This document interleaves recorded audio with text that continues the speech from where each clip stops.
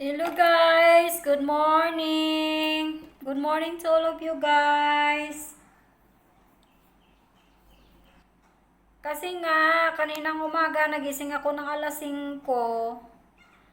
Nag-home cleansing ako.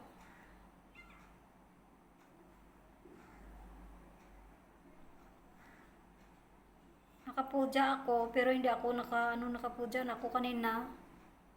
Pero hindi ako nakalagay ng cream sa mukha ko. Nakalimutan ko sa kabisi na lang. Kasi pupunta na ako sa tindahan namin mamaya. So maglagay tayo ng sunscreen. Alam nyo guys, kahit umulan dito sa sa India, paggabi, mainit pa rin pag araw, iwan ko.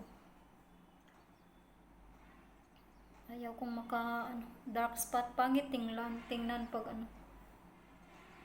may dark spot. Kinukunti-kunti ko siya. Itong gamit ko ito guys, na cream ay Lakme. Lakme po ito siya dito sa ang brand ng dito sa India. Maganda siya.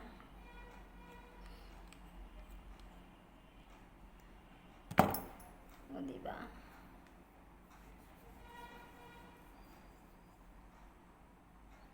Nakalagay na ako ng kumkum pero hindi ako lagay ng cream.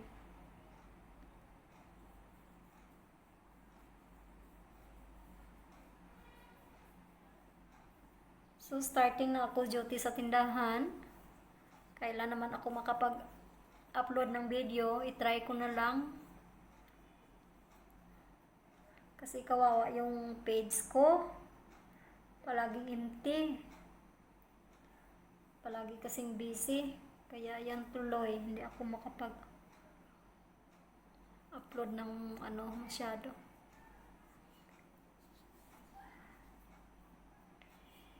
Ayan, parang siya, anong tawag ito, skin tone.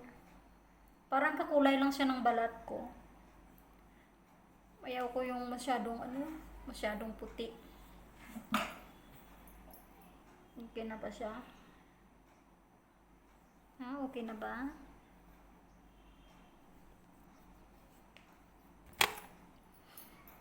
Naka-t-shirt pa ako. Papalit lang ako mamaya. Iwan ko kung anong susuotin ko. Magsari ba ako or magkurtas. Ayan po. Gusto namin pumunta sa sa temple. O diba, naka-t-shirt, nakita ang arms. Gusto sana namin pumunta kagabi ng temple. Kaya lang, umulan at saka brown out. Bakit ang ilaw? Ayan. Ang kilay, hindi nasuklay.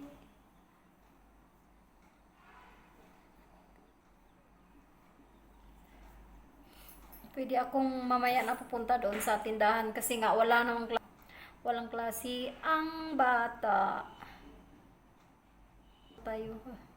Pahinga tayo kunti. Kasi pag ganito, pag may klase ay talagang nagtatrabaho ako, parang tumatakbo ako. Kasi magluto pa ako ng pagkain na ilagay sa baunan at saka ihatid ko doon sa paaralan ni Nikil. Ngayon, mga ganitong oras, mga alas 9:30, nag-start na ako yan magluto. Tapos ihatid ko doon ng 12 o'clock. Nagaluto, maglaba, habang ako ay nagluluto, naglalaba ako. Pagkatapos naman yan, babalot ko yung carry box ni Nickel at saka ibalot ko rin ang carry box para sa tindahan. So, 2 carry box ang binabalot ko. Ako minsan kumakain ako dito kasi nga pag andun sa tindahan kakain, parang hindi ako komportable. Tatayo. Pag may customer na darating, tatayo. Hindi pa naman sila dito gumagamit ng kutsara. Pero ako, pag andun sa sa tindahan, naglalagay ako talaga ng ng kutsara sa carry bag. Kasi pag may customer darating, paano yung kamay mo? Hugas ka na naman. Mabuti na yung kutsara gagamitin para tatayo ka na lang.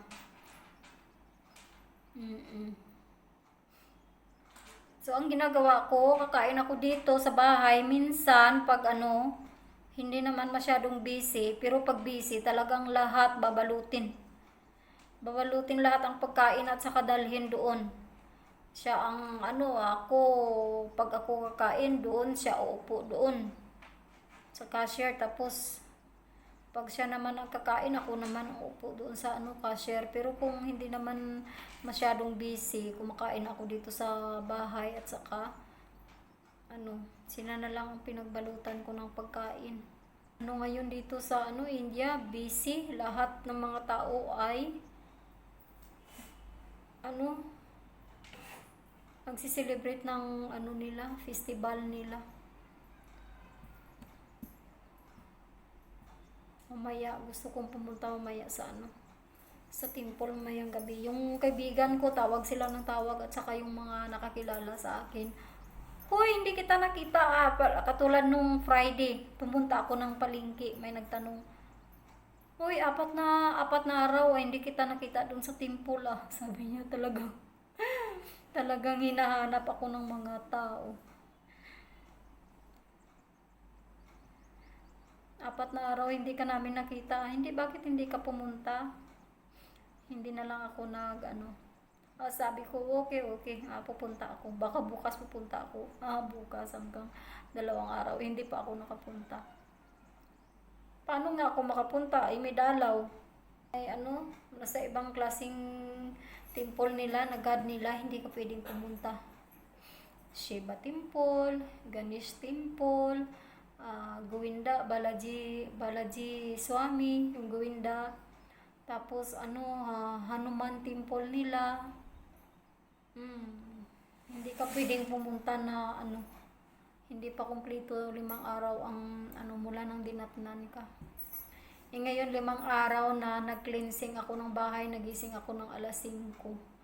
Naglinis, naghugas doon sa labas, nilagyan ng turmeric powder ang tubig. Ganyan kasi yan I-try nyo guys, pag maglinis kayo ng bahay nyo, lagyan nyo ng kunting turmeric powder kasi pag marami ang ilalagay nyo pa, talagang siya, yellow ang color. Maghugas kayo sa labas. Kasi sa atin yung iba, Martes at saka Biyernes talaga ang mga tao nag-cleansing ng mga bahay. Siya, lagyan nyo ng turmeric powder, kunti. Daw yun siya ba? Protection daw yun sa mga negatibo. At saka kung kang mayroong mga negatibo sa loob ng bahay, mag-spray ka. Or wala kang spray, ganyanin mo lang ng kamay mo. Maganda daw yun siya. Dito talaga yan, ang main talaga ang turmeric powder dito. At saka araw-araw rin naglalagay din kami sa pagkain namin ng turmeric powder. Hindi makaluto without turmeric powder. Hanggang 14 tapos si Nikhil 15 pupunta ng Carla. Tatanggalin nila doon ang mala ni Nikhil at saka tatay niya, pupunta sila doon yung ayapa mala, doon nila tatanggalin. So bukas si Nikhil lalagyan ko siya ng mala. So from tomorrow si Nikhil ay ayapa swami na siya tomorrow. I-video ko siya guys para makita nyo kung anong ibig sabihin kung palagi dito sa video na mala na lang palagi. Oo nga marami kasi silang tradisyon. Wala tayong magawa. Kasi kailangan yan Kailangan yan sa importante yan sa kanila Hindi ko pa nasuklay yung buko, basa pa konti. Ayun. 16, 17, 18. 19 sila babalik. babalik dito sa bahay. So, ilang araw akong mag-isa lang sa bahay. Ako lang mag-isa. Wala, hindi naman ako takot.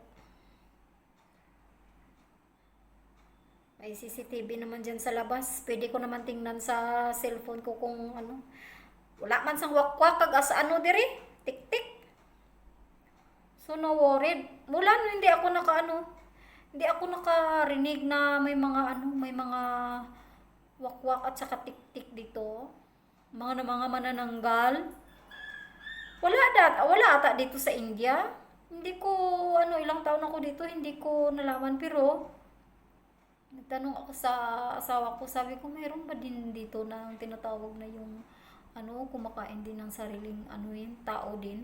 Mga ganyan ba? Or mga bata. Sabi niya, mayroon.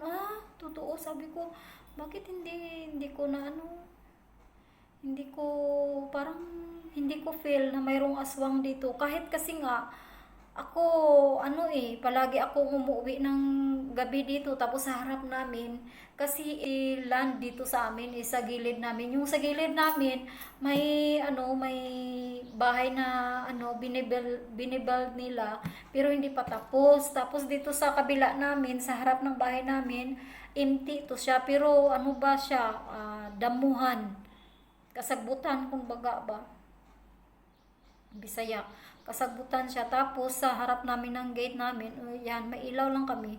May ilaw kami diyan na in the whole night ino-open namin yung ilaw. Kahit wala dito ang asawa ko, kahit si Nickel, kahit na mag-isa lang ko dito, pupunta ako doon sa bahay ng kaibigan ko kasi may scooty din ako eh. Pupunta ako doon sa bahay ng kaibigan ko. Tapos anong oras minsan umuwi? Alas 10, alas 11 ako umuwi minsan. Arisgada, sa sa Ilonggo, arisgada kayo ko ba? Yung mga tao, yung mga babae, natutulog na sa sa mga bahay nila. Anong na ba? Talang tahimik na talaga. Ako kung saan-saan pa ako pumupunta. Pero, hindi man ako nakarinig ng mga dito. Or iba lang ang sounds ng mga tik-tik nila kag mga wakwak yung aswang. Hindi ko alam kung iba man. Pero wala man akong marinig na kahit ng ibon, sounds ng ibon. Paggabi, wala man. Siguro parang sa Pilipinas na ata may aswang.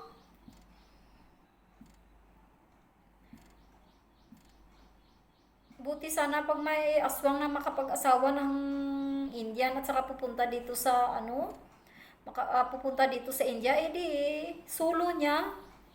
sulong-sulo niya ang India. Halimbawa, diba? May aswang na makapag-asawa ng Indian, tapos dito sila titira sa India. Sulong-sulo niya ang India, siya lang ang mag-isa ang aswang dito sa India. Diba?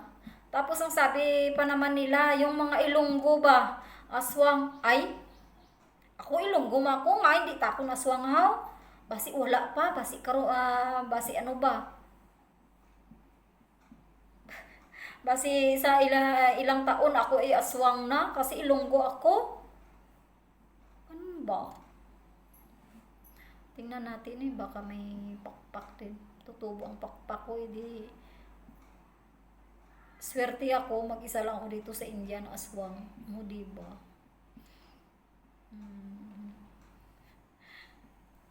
Hindi nga. Oo nga, totoo nga. Pag may mga galing sa Pilipinas na babae at saka aswang at saka mga pag-asawa ng Indian, swerte. Swerte sila. Or swerte siya. Sulong-sulo niya ang India. Aswang. Hindi man ako pero ang sabi nila daw, yung nakatira daw sa bundok, yung mga din ang tawag nila, swami din, yung sumusuot ng mga itim na damit. Hindi yun ayapa hindi yun ayapa na swami, mga iba ba, yung nakatira sa bundok, kumakain kaya daw yun ng mga tao. Tapos yung mga bungo ng mga tao, ginagawa nilang mga kwintas. Pero hindi dito, iwan ko kung saan yun na lugar. Oo, mayroon daw dito. Yung mga bundok na hindi masyadong pinupuntahan ng mga tao. Mayroon daw doon. Di mo naguro ang ano eh. Ang ginahambal nila nga aswang diri eh.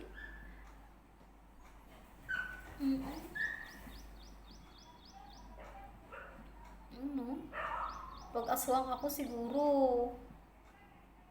lahat siguro na city dito na lugar na puntahan ko na no. Joke lang yun ah. Joke lang yan, pero ano no, ngayon ko lang naalala ba? Ngayon ko lang yun naisip. Ngayon ko, hindi ko ito, ano, in-expect na, ano ko, na ma-mention ko ang tungkol sa aswang. Naalala ko lang yung pag ako lang mag-isa dito, yun na, pumasok na sa isip ko na, ano, aswang. Dahil sa aswang, para ano, pinapatuyo ko pa yung buhok ko. Alam nyo guys, mula nang pumunta ako dito sa India, mga after 5 years, 6 years, after 6 years, nag-start nang namuti yung buhok ko. May ano na ako, may puting buhok na ako, kaya inaano ko lang siya, tawag nito. Kasi may ano dito eh, yung dahon na original talaga na mahindi. Yan ang nilalagay ko sa buhok ko kasi nga may allergy ako. Kasi dito, kailangan kasi namin paglalabas kami, basa man or dry ang buhok, kailangan anuhin talaga, talian. Kasi hindi pwede na walang tali na lalabas ka. Pangit daw yun sa kanila ang ibig sabihin ng ganyan. Sige na guys, mag-bye muna ako sa inyo kasi ano, magluto ako ng lemon rice. Pagkain namin ni Nickel, yung kasama ko hindi may ano yung bukas pa siya mag ano, pwede na siyang kumain ng luto ko mula bukas. Kasi bawal kasi yun sa ano eh, sa nakamala. Kasi yan ang main nila na mala dito eh yung ano, ayapamala nila, so hindi siya makakain ng pagkain ko ngayon. So bukas start na siyang kakain ng ano, ng pagkain na lulutuin ko. Okay guys, hanggang dito na lang muna ang video natin. Thank you for watching sa inyong lahat. God bless!